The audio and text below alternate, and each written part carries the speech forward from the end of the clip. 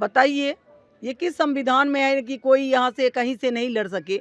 नबीनगर में बाहरी भीतरी नहीं है, लवली आनंद भीतरी है।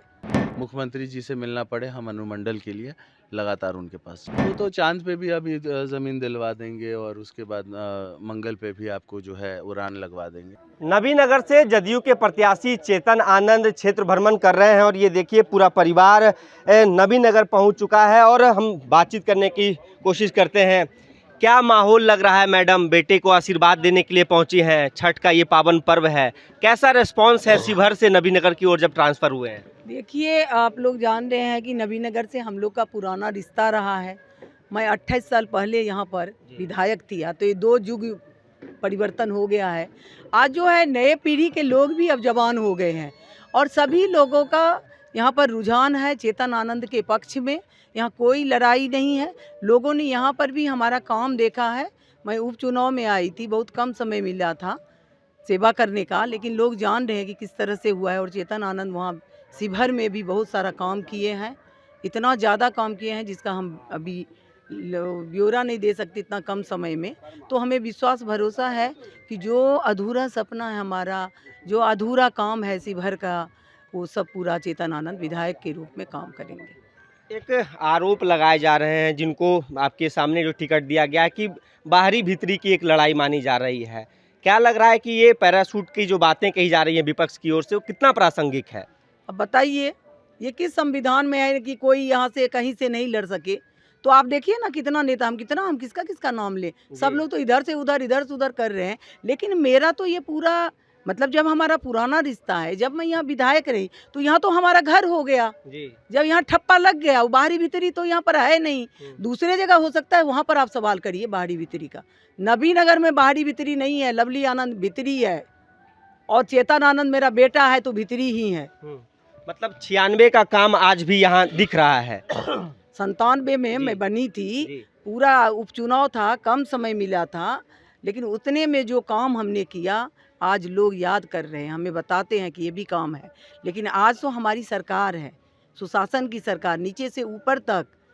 तो चेतन जी यहाँ पर जब बनेंगे तो ज़्यादा न ज़्यादा काम होगा, जो अधूरा काम है यहाँ पर पूरा होगा और विकास की नदियाँ बहेगी नबीनगर में।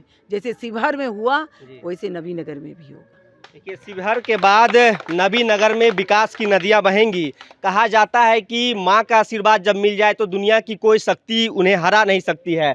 क्या लग रहा है चेतन जी, पूरा माहौल कैसा देख पा रहे हैं? जनता का रिस्पांस कैसा है? क्या देख रहे हैं नबीनगर में? आपको कैसा लग रहा है? हम तो ये पूछेंगे क्योंकि आप भी जान गए हैं कि क्या माहौल है और क्या नहीं है। हमारे बोलने से नहीं होगा, वो आपके जानने से होगा।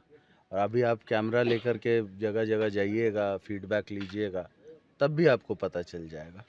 खैर, ये तो बात सही है कि नबीनगर का जो प्यार है वो हमको मिल रहा है और लगातार हम यहाँ पर आते रहे हैं। जब श्रेया हत्याकांड हुआ या फिर संजय सिंह हत्याकांड हुआ, जब भी नबीनगर, उस समय हम विधायक बनने के बाद भी शिवहर से यहाँ पर हम आना जाना मेरा लगा रहा है।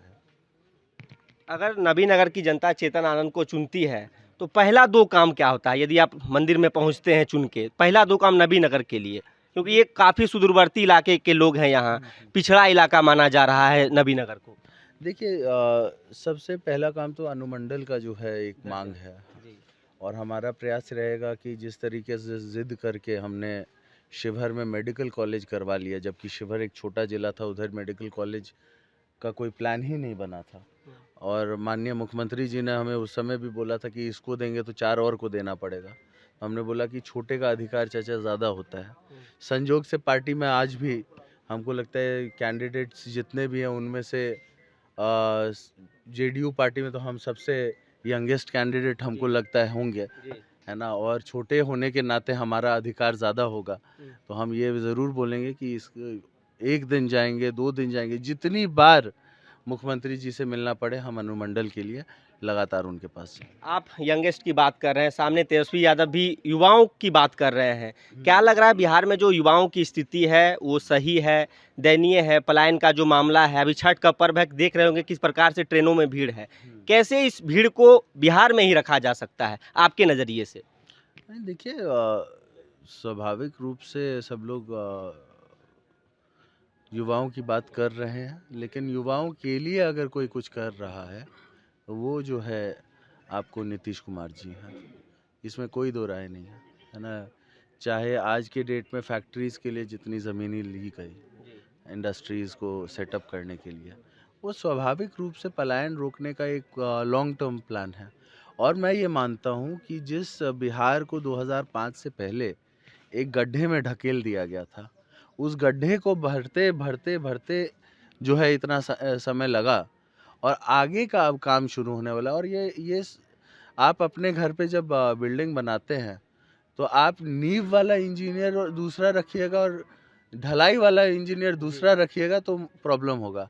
तो जो ये बिहार को जिस व्यक्ति ने नींव दिया डेवलपमेंट का, वो नीतीश कुमार जी हैं। उनकी इंजीनियरिंग के वजह से आज बिहार का जो है आगे डेवलपमेंट का जो है नींव रखा गया। और हम ये मानते हैं कि आगे 5 साल में वही व्यक्ति इस बिहार का जो है ढलाई, वो आगे का जो अब एक वो है वो भी वही करेंगे। एक एक नौकरी वाले बात जो तेजस्वी यादव बोल रहे हैं, क्या लग रहा है कि वाकई में ये फुलफिल हो पाएगा? जेन्युइन बात है कि दिग्भ्रमित किया जा रहा है? वो तो चांद पे भी अभी ज़मीन दिलवा देंगे और उसके बाद मंगल पे भी आपको जो है उड़ान लगवा देंगे, है ना। ये सारी बातें तो खैर अब पूरे भारत में 1 करोड़ समथिंग नौकरियां हैं जी, है ना। और कोई व्यक्ति आकर के बोले कि हम 4 करोड़ देंगे बिहार में, आप सोचिए आपको क्या लगता है, तराजू पे तोलिए, है ना।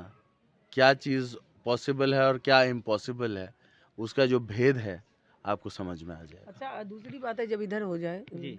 हाँ, बोलिए मैडम। मतलब कि 15 साल तो लोगों ने देखा ना। जी, 15 साल मुख्यमंत्री जब रहे यहाँ पर लालू जी, जी, तो 15 साल का वक्त कम नहीं होता है। जी, तो बिहार में क्या कुछ किया गया जो अब लोग को भरोसा होगा? हाँ, और माननीय मुख्यमंत्री जी नीतीश कुमार जी तो कहाँ से कहाँ बिहार को कर दिए, बताइए।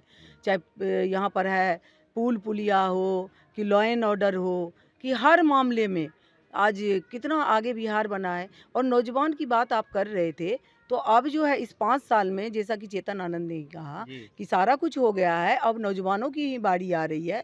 जब यहाँ ज़्यादा से ज़्यादा फैक्ट्री लगेगा तो ज़्यादा से ज़्यादा हैंड को मतलब नौजवान के हाथ को काम मिलेगा। आज जब मेडिकल कॉलेज हो रहा है, कहीं इंजीनियरिंग कॉलेज खुल रहा है, कहीं कुछ हो रहा है, तो उसमें लोगों को काम भी दिया जाता है। अपने आप नहीं, मेडिकल कॉलेज है तो उसमें भी काम मिलेगा, रोजगार मिलेगा। और भी ये 5 साल जो है, ये रोजगार, नौजवान के रोजगार का ही वक्त है। इस 5 साल 25 से 30, और ये माननीय मुख्यमंत्री जी करेंगे। मतलब जदयू की वापसी नबीनगर में हो रही है। नबीनगर बिहार में हो रही है, आप नबीनगर की बात कर, नबीनगर में तो होगी ही, लेकिन पूरे बिहार में जेडीयू की वापसी हो रही है, बीजेपी की वापसी हो रही है, एनडीए की वापसी हो रही है। चलिए, एनडीए की वापसी हो रही है। अंतिम रिस्पांस लेना चाहेंगे मैडम आपसे। कैसा लग रहा है जब आप पॉलिटिकल फैमिली में हैं, साथ में आप डोर टू डोर जा रही हैं, क्या कैसे समझ पा रही हैं राजनीति को? पहले तो सभी बड़ों को प्रणाम और सभी छोटों को प्यार। जैसे घर में मुझे प्यार मिलता है, जैसे ससुराल में मुझे प्यार मिलता है, वैसे ही मुझे नबीनगर में प्यार मिल रहा है।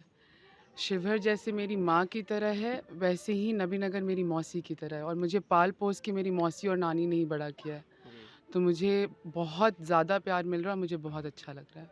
महिलाओं को लेकर क्या कहना चाहेंगे, क्या अपील करना चाहेंगे कि महिलाएं जो जिन्हें दिग्भ्रमित करने की कोशिश की जा रही है कि 10,000 रुपया दिया गया है वो वापस ले लिया जाएगा, ये एक मुफ्त की रेवड़ी बांटी जा रही है, रेवड़ी कल्चर खत्म हो बिहार से। महिलाएं 15 साल पुराना जो समय था और आज के समय में महिलाएं बहुत जागरूक हैं। जब मैं घूमती हूँ तो मेरे बोलने से पहले वो इतनी जागरूक हैं कि वो खुद सारी चीज़ें समझ रही हैं। नीतीश जी और मोदी जी के द्वारा दिए गए जितने भी योजनाएं हैं, वो भले ही प्रदेश में नहीं बैठे हुए हैं, फिर भी वो घर घर में अपनी योजनाओं से हर एक महिलाओं की दिक्कत को उन्होंने उनका निवारण किया है। चाहे वो चूल्हे से लेने से होकर के बच्चे को पैदा करने से लेकर के बच्चे की शादी तक का हो, तो और अब तो आर्थिक रूप से मदद कर रहे हैं। तो ये इंडिपेंडेंट होने के लिए वो सारी सुविधाएं दी जा रही हैं जो कभी वो नहीं सोची थी। और आज जो विपक्षी ये सारी बातें ला रहे हैं कि हम ये करेंगे वो करेंगे, वो सारी चीज़ें सरकार ऑलरेडी कर दी हैं, दिए गई हैं उनके द्वारा। तो अब उनको कुछ नया लाना चाहिए जिससे औरतों को दिग्भ्रमित और किया जा सके, लेकिन वो होने वाली नहीं है। वो बहुत डटी हुई हैं और वो पूरी तरीके से तीर छाप पे वोट देने वाली हैं। वोट कास्ट को लेकर क्या अपील करना चाहेंगे कि लोग ज़्यादा से ज़्यादा घर से बाहर निकले, वोट करें बिहार की तरक्की के लिए? बिल्कुल, ये अपना फंडामेंटल राइट बनता है और ये 5 साल पे आता है, तो सरकार बनती है। अगर हम इसमें योगदान देंगे तो हमें भी अच्छा लगेगा।